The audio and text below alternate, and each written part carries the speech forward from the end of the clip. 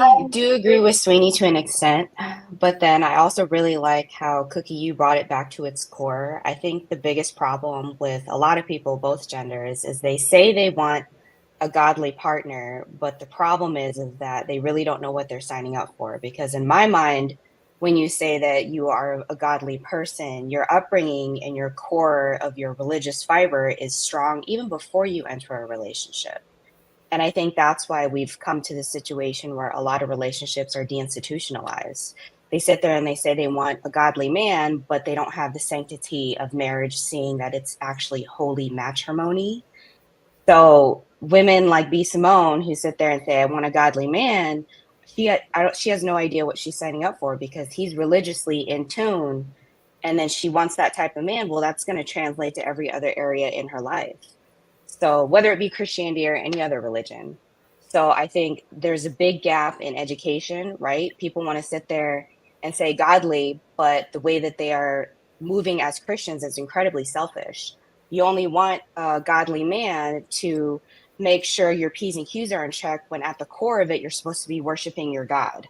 That godly man worships his God first and foremost, right? And so I think that's the biggest problem when we're speaking about godliness and in relationships is that they're not really religious, they're not in tune, they're not putting in the work, and then they want to say, oh well, I can put this in my relationship. Yeah, for selfish reasons.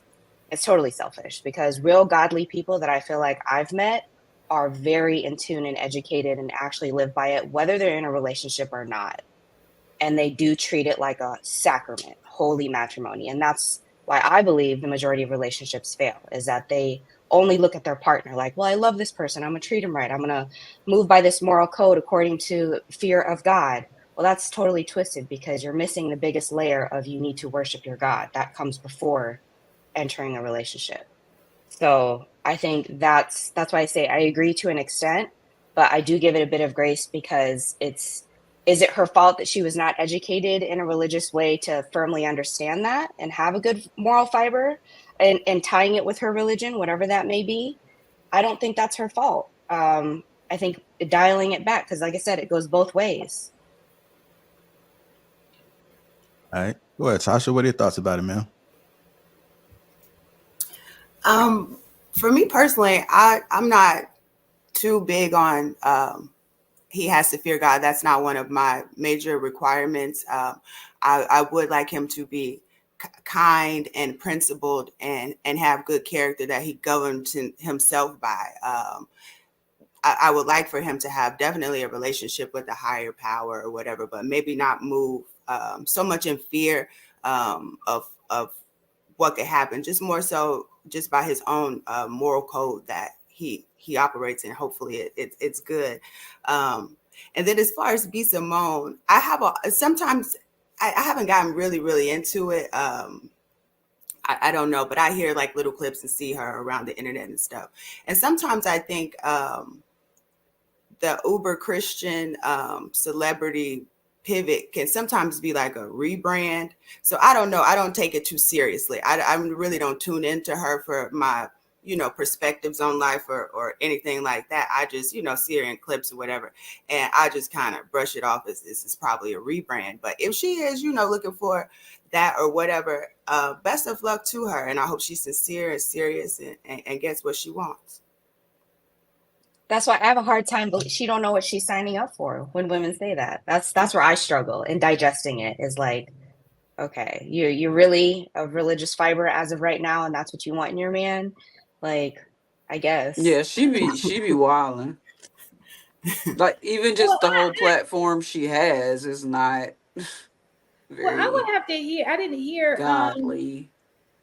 Did you show the Did you show the clip, Jr.? I'm sorry, I haven't got a lot going No, on. no, I didn't show the clip. Her. Oh, you didn't show the clip with her. It was on the Thursday show. I'm not sure if he was on there or not, but it was her saying she hasn't found a man yet in her life to lead her spiritually. But that was Okay, gotcha. I think the key factor of that is her admitting that she essentially hit a wall.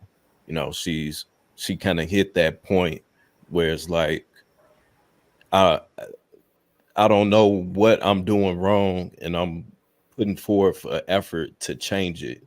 So in this effort, I'm changing myself, and I'm seeking a man that follows God and fears God. So oh, And I I get it. I get it. And even to Ali's point, like for sure, she absolutely may not know what she's signing herself up for.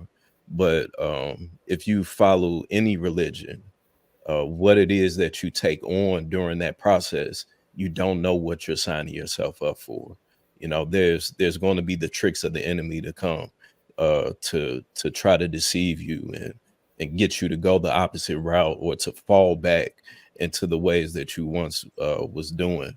So I get what you're saying, but I think that that's on the scale for everyone, um, and that's just a part of the journey. and So and can I pinpoint too when you're saying God fearing? A lot of people, God can be different to a lot of people, right? Some people look to the Bible, that's, God, Allah, universe.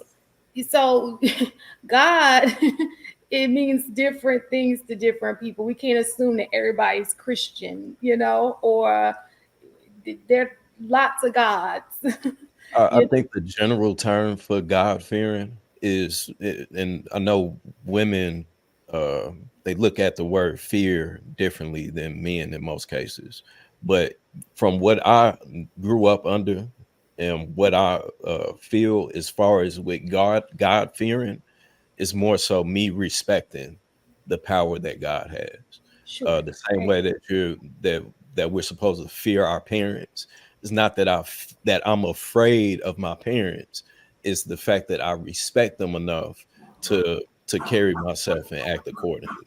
So I think that that may be that wordplay may play an impact in that. All right, let me go ahead and go to Jay.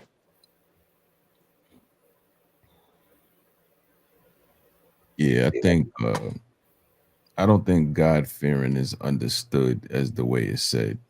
There's no way that they're understanding that, because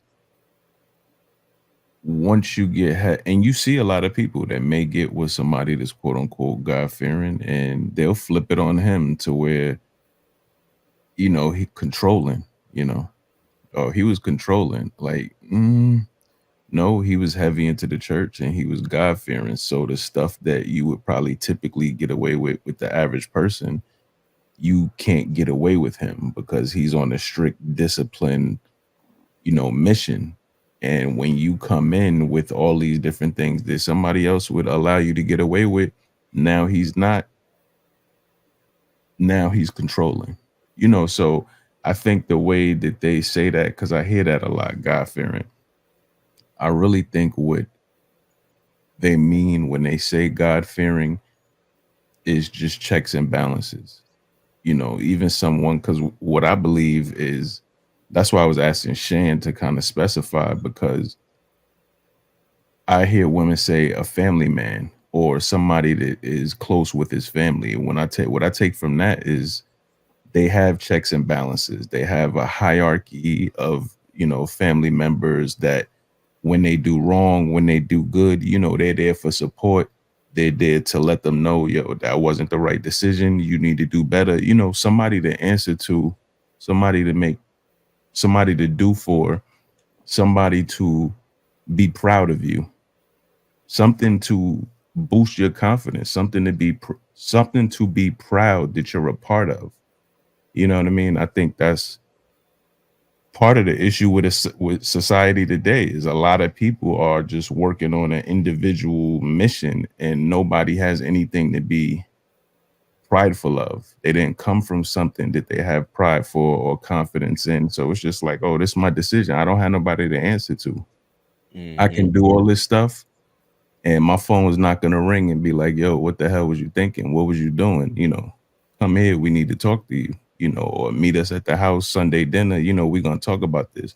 A lot of people don't have that, versus like, I know if I roll out here and do some crazy shit, like my phone is going to be ringing off the hook. Like, yo, what is really going on with you? What are you going through? So That's what I think they mean. Or if they don't mean that, you know, they should be looking for that. I think everybody should be looking for that, because there's so much that gets done that people do when they're not attached to anything, because all you have to answer to is yourself. And that's not the way it should be. That's what a village was about. Even beyond family, that's what a village was about. A village was, you're going to answer to multiple people for what you out here doing. Mm-hmm. Go ahead, country.